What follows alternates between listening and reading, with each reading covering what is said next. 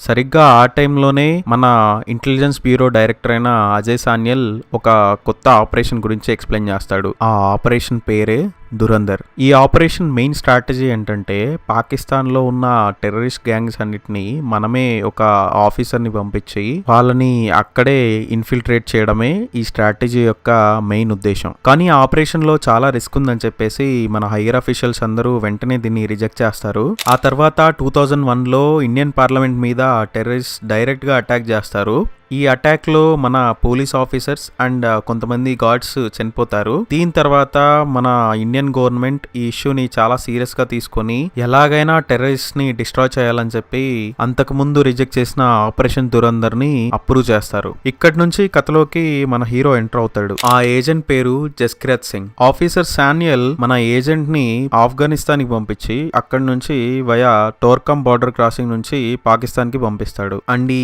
Agent తన పేరు హంజా అలీ మజారీగా మార్చుకొని పాకిస్తాన్ లోకి ఎంటర్ అవుతాడు.